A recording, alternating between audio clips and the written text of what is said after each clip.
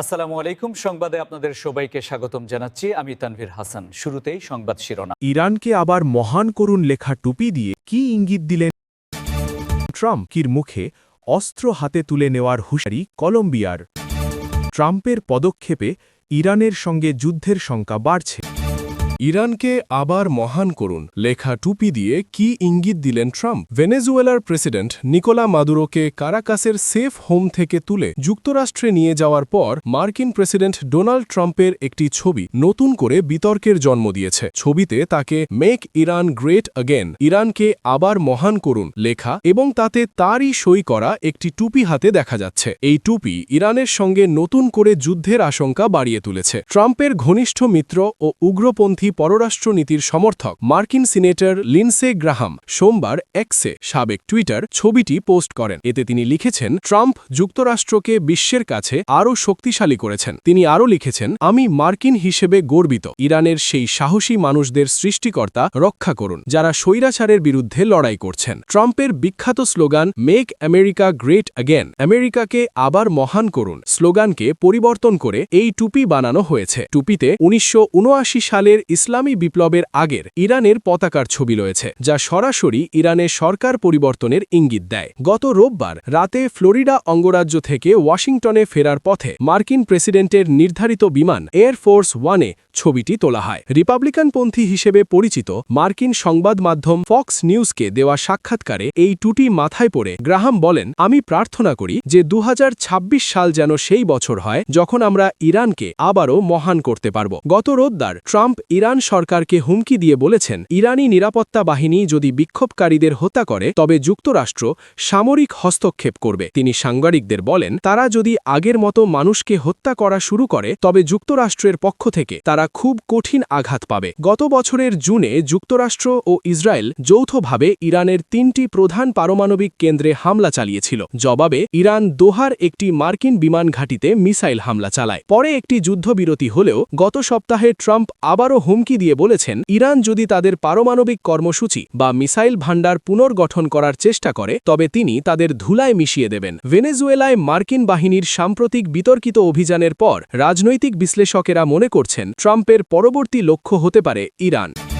ট্রাম্পের হুমকির মুখে অস্ত্র হাতে তুলে নেওয়ার হুঁশিয়ারি কলম্বিয়ার। ভেনেজুয়েলার প্রেসিডেন্ট নিকোলাস মাদুরোকে মার্কিন বাহিনীর হাতে আটকের ঘটনায় কলম্বিয়া ও যুক্তরাষ্ট্রের মধ্যকার কূটনৈতিক উত্তেজনা এখন চূড়ান্ত পর্যায়ে পৌঁছেছে। ডোনাল্ড ট্রাম্পের অব্যাহত আক্রমণাত্মক মন্তব্য ও হুমকির মুখে কলম্বিয়ার প্রথম বামপন্থী প্রেসিডেন্ট গুস্তাভো পেত্রো প্রয়োজনে আবারও অস্ত্র হাতে তুলে নেওয়ার ঘোষণা দিয়েছেন। সোমবার সামাজিক যোগাযোগ মাধ্যম এক্সে দেওয়া এক দীর্ঘ বার্তায় সাবেক এই গেরিলা যোদ্ধা বলেন যে তিনি আর কখনো অস্ত্র স্পর্শ না করার শপথ নিয়েছিলেন, কিন্তু মাতৃভূমির স্বাধীনতা ও সার্বভৌমত্ব রক্ষার প্রয়োজনে তিনি আবারও তা হাতে তুলে নিতে দ্বিধা করবেন না। উল্লেখ্য, ১৯৮৯ সালে শান্তি চুক্তির মাধ্যমে পেত্রোর গেরিলা দল M-19 অস্ত্র সমর্পণ করেছিল, কিন্তু বর্তমান পরিস্থিতিতে তিনি আবারও রণমুখী অবস্থানে যাওয়ার ইঙ্গিত দিলেন। এই উত্তেজনা মূলত শুরু হয় গত রোববার গুস্তাভো পেত্রোকে উদ্দেশ্য করে ট্রাম্পের একটি অবমাননাকর বক্তব্যের মাধ্যমে। ট্রাম্প পেত্রোকে একজন অসুস্থ মানুষ হিসেবে অভিহিত করে দাবি করেন যে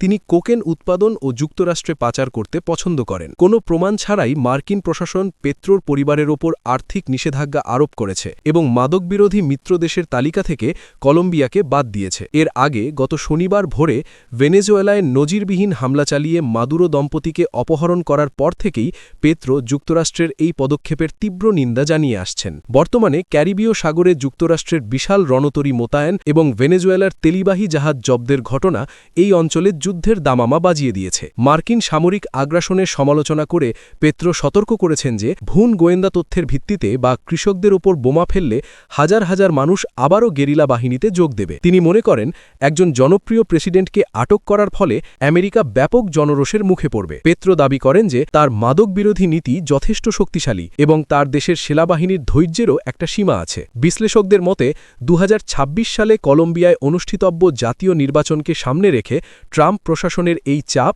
এবং কলম্বিয়ার ডানপন্থী বিরোধী দলের সঙ্গে ওয়াশিংটনের ঘনিষ্ঠতা পেত্রো সরকারকে এক কঠিন অস্তিত্ব সংকটের মুখে ঠেলে দিয়েছে। ট্রাম্পের পদক্ষেপে ইরানের সঙ্গে যুদ্ধের শঙ্কা বাড়ছে। ভেনেজুয়েলা থেকে প্রেসিডেন্ট নিকোলাস মাদুরোকে যুক্তরাষ্ট্রের অপহরণের কয়েক ঘণ্টা পর তেহরানের উদ্দেশ্যে সতর্কবার্তা পাঠান ইসরায়েলের রাজনীতিবিদ ইয়ার লাপিদ। তাতে বলা হয়, ভেনেজুয়েলায় যা ঘটছে সেই দিকে ইরানের শাসকদের গভীর মনোযোগ দেওয়া উচিত। আল জাজিরা জানায়, ভেনেজুয়েলায় হামলার কয়েকদিন আগে মার্কিন প্রেসিডেন্ট ডোনাল্ড ট্রাম্পের সঙ্গে বৈঠক করেন ইসরায়েলের প্রধানমন্ত্রী বেনিয়ামিন নেতানিয়াহু। তখন তিনিও ইরানে হামলার হুমকি দিয়েছিলেন। যদিও ওয়াশিংটনের সঙ্গে কারাকাস ও তেহরানের উত্তেজনার উৎস ও গতি প্রকৃতি ভিন্ন, তবে বিশ্লেষকদের মতে মাদুরোর বিরুদ্ধে ট্রাম্পের পদক্ষেপ ইরানের সঙ্গেও যুদ্ধের সংখ্যা বাড়িয়েছে। ন্যাশনাল ইরানিয়ান আমেরিকান কাউন্সিলের প্রেসিডেন্ট জামাল আবদির মতে, বিশ্বে বর্তমানে এক ধরনের আইনহীন অবস্থা বিরাজ করছে। এই ধরনের পরিস্থিতি যুদ্ধের আশঙ্কা বাড়ায়। ট্রাম্প যদি তেহরানের বিরুদ্ধে পদক্ষেপ নিতে নেতানিয়াহুকে সমর্থন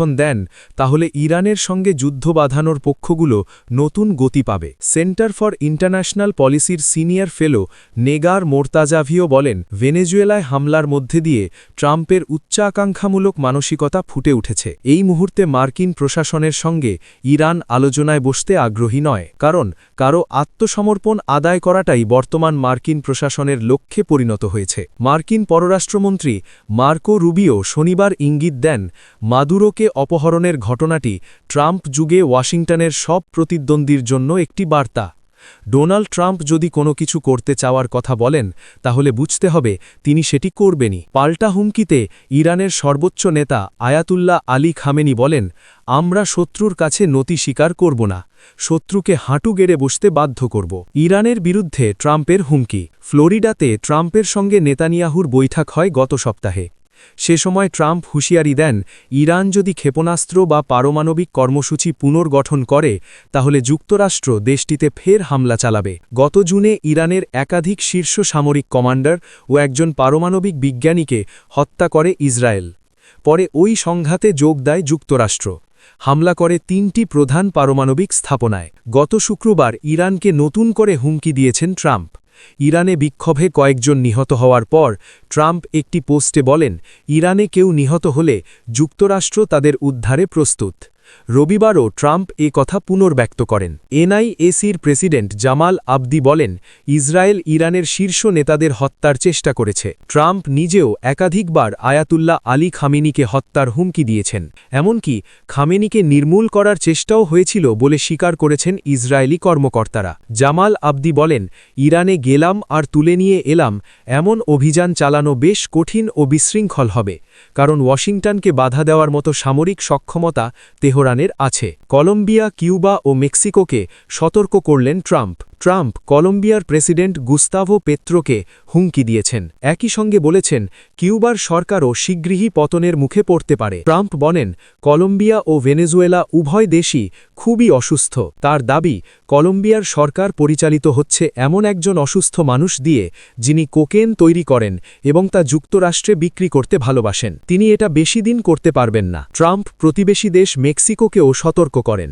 বলেন, দেশটিকে নিজেদের অবস্থান ঠিক করতে হবে, কারণ মেক্সিকোর মধ্যে দিয়ে যুক্তরাষ্ট্রে মাদক পাচার হয়, তাই কিছু একটা করতেই হবে।